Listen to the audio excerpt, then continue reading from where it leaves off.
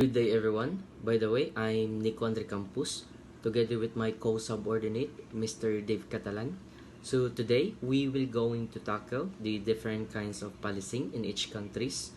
We have the country of Argentina, the country of Brazil, the country of France, the country of Australia, we have the Mexico, we have the Spain, and lastly the country of Turkey. So the country of Argentina has a National Civil Police Force and their federal government, which is also known as AFP, which stands for Argentine Federal Police, or PFA, which stands for Policia Federal Argentine, which is one of the most important law enforcement agencies originated in the country of Argentina. So most of the routine police work in the Argentina was carried out by the provincial or the state police force, in which later on I will be discussed. So next is we have the levels of policing in Argentina. We have the federal police, we have the provincial or state police force, and third we have the local police force. So first we have the federal police. So the main function of the federal police in the country of Argentina, they have jurisdiction for maintaining law and order, investigating and preventing federal crimes in their provinces. So jurisdiction means they have the power or authority to make legal decisions. So example of common crimes originated in the country of Argentina is we have the robberies, which is one of the highest percentage.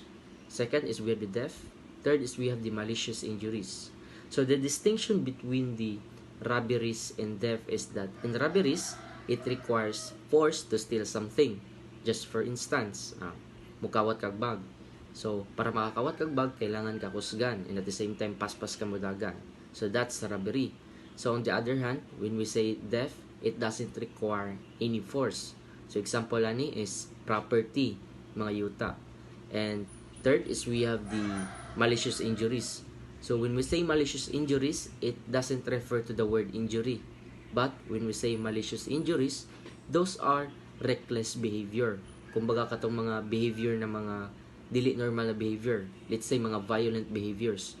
So example of malicious injuries is that spray painting in the walls, constantly slashing the tires, kanang patakarag buslot sa mga ligid sa mga sakyanan. Lastly is smashing of windows. So the lowest crime rates in the Argentina is kabaliktaran sa Pilipinas. So the lowest crime rate of their country is drug dealing. So next is we have the provincial or the state police force. So the main function of these levels of policing in Argentina is that the provincial or the state police force enforce local laws and provide public safety in their provinces. So when we say local force, ang ginapasabot diri sa mga traffic regulations, public health and safety.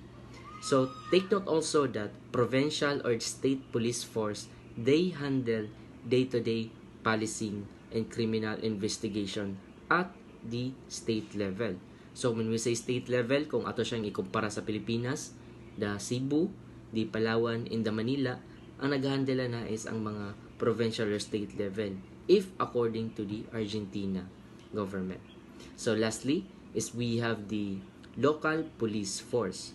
So local police force is same with the provincial or the state police force. So ang kalahian lang sa local police force is nalang sila sa district level. So meaning they typically assigned in the small areas, let's say city or towns. Just for instance, we have Samar City, we have Davao City. Ang mga naka-assign dira is ang mga local police force, in which their primary function is to maintain law and order, respond to any emergencies immediately, and also promote public health and safety in the community. So that's the levels of policing of the Argentina. Next country that we will going to tackle is we have the country of Brazil. So the federal constitution of the country of Brazil establishes 6 law enforcement agencies. We have the Federal Police, we have the Federal Railway Police, the Federal Highway Police, the Military Police and Fire Brigade, the Civil Police, and lastly, the community police. Next is we have the levels of policing in the country of Brazil. First is we have the federal police. Second is the state police. Third is we have the community police. So first, let's tackle the federal police. So the federal police in the country of Brazil has three institutions. We have the federal police, we have the federal highway police, and also the federal railway police. So the main function of the federal police in the country of Brazil is that they conduct criminal investigations against their government, specifically in combating international drug trafficking, terrorism, immigration, and also control border police, including the seaport and airport policing. Second is we have the federal highway police. So the main function of the federal highway police is to conduct patrol, specifically in the streets. So meaning they are on the proactive mode. Third is we have the federal railway police. So same rin siya sa federal highway police. But here sa federal railway police is specifically na-assign sila sa train for the purpose of security or proactive mode gyapon. So ang ginabuhat sa federal railway police is na nag-aadto sila sa mga tunnels sa trains, gina-check nila if naba dito yung mga tao or mga hubog. So, if ever man na sila makita, so gina-cater sila sa, or gina-assist sila sa Federal Railway Police para pa-prevent ang accidents or let's say crimes kung naaman. So, those are the three institutions of the Federal Police. Next is we have the State Police. So, the State Police in the country of Brazil has two institutions. We have the Military Police and Fire Brigade, and also the Civil Police. So the main function of the military police and fire brigade, they are in a national level in which for maintaining order. So the military police or the fire brigade, they conduct patrolling in the street, they imprison suspects of doing criminal activity. So ang function po sa military police and fire brigade, take note is gina-deliver to nilang mga nadakpa nila padulong sa civil police custody in terms if there's a federal crimes happen. So, military police and fire brigade, it is a militarized institution. It's because their principle is based on military in a form of hierarchy, discipline, uniform, and ceremony. On the other hand, when we say civil police, they do not use or they do not wear uniform personnel. Kumbaga, civilian lang sila. So, their main function is law enforcement duties.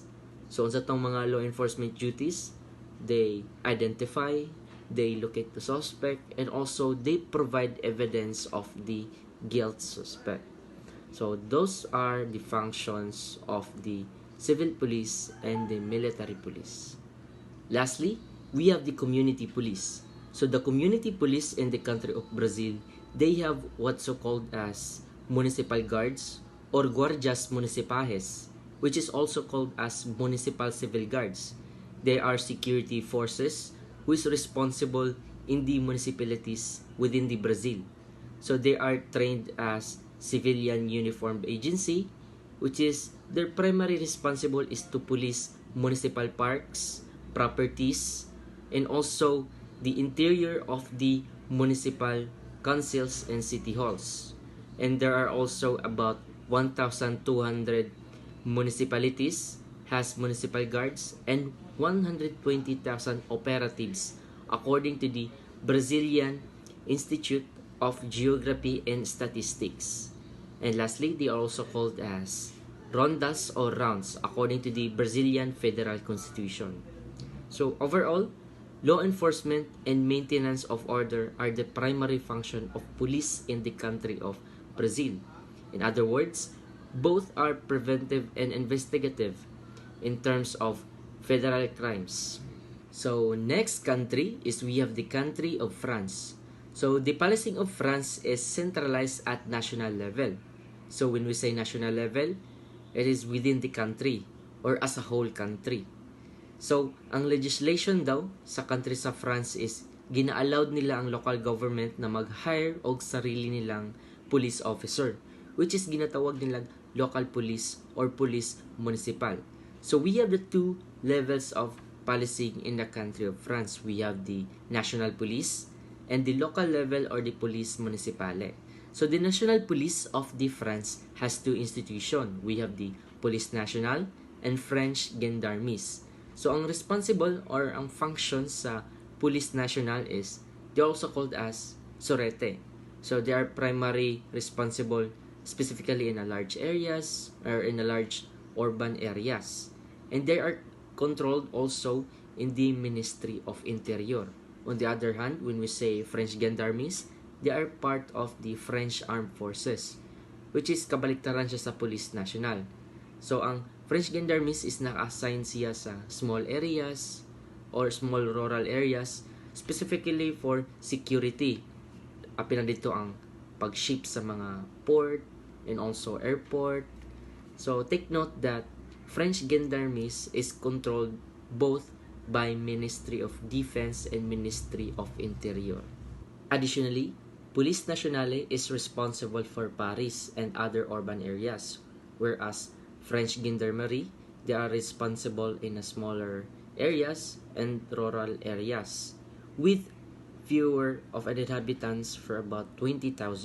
Next is we have the local level or Police Municipale.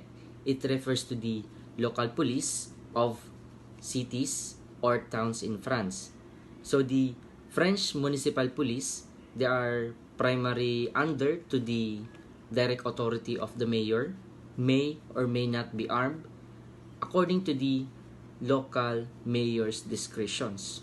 So the main function of the municipal policeman is to conduct routine patrolling.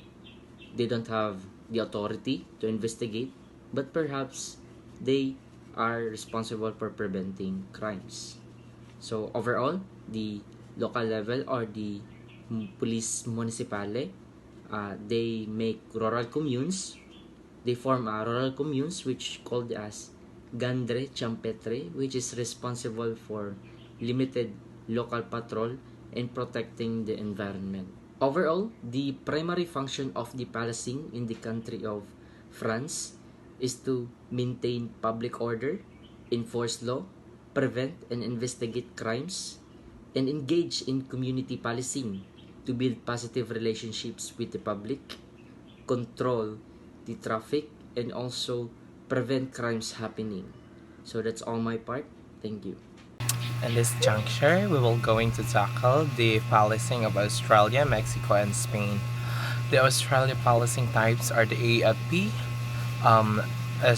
SRPP, and LPF. The AFP, or the Australian Federal Police, is the national and principal federal law enforcement agency of the Australian government with a unique role of investigating crime and to protect the national security of the Commonwealth of Australia. They provide protective services to federal government, property, and personal dignitaries, including major airports, building, foreign embassies, diplomats, and provide state-styled law enforcement services to external and internal territories. The Australian Capital Territory and the Jervis Bay Territory is state or territory police. This is the second policy in Australia. The general law enforcement duties are the responsibility of state police forces who are in turn responsible to a government minister. These forces carry out the bulk of general policing throughout the entire state, including in metropolitan areas. Next is the state police forces in Australia. They are the New South Wales Police Force, Northern Territory Police, Queensland Police, South Australia Police, Tasmania Police, Victoria Police, and Western Australian Police.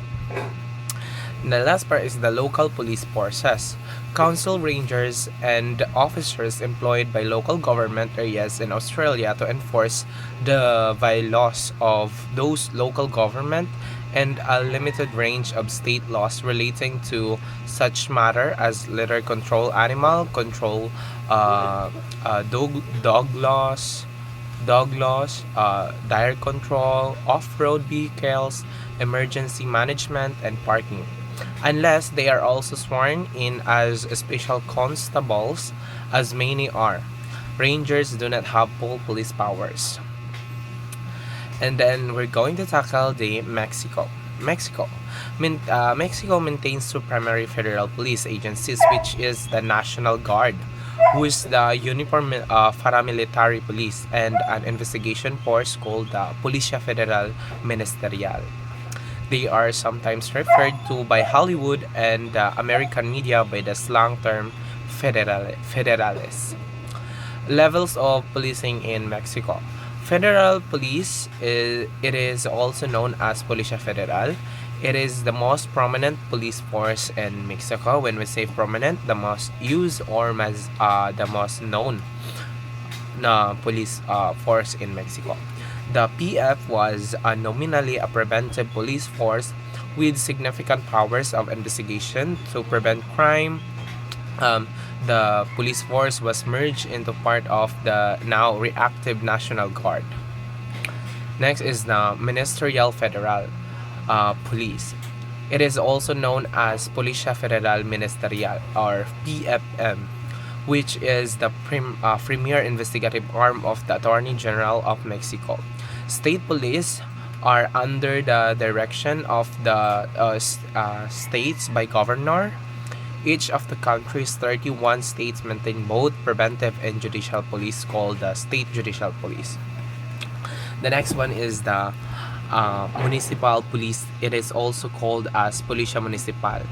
Some of the municipalities of Mexico have their own preventive and municipal police forces, which are responsible for handling minor civil disturbances and traffic infractions. So, uh, generally, public safety is a function that is the responsibility of the federation, the federal district, the state, and the municipalities. The last one country is the Spain.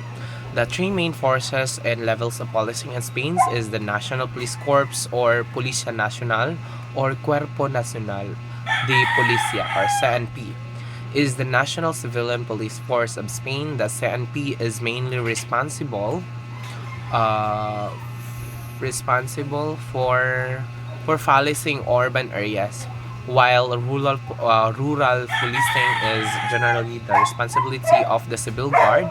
The CNP operates under the authority of Spain's Ministry of the Interior. They mostly handle criminal investigation, judicial, terrorism, and immigration matters.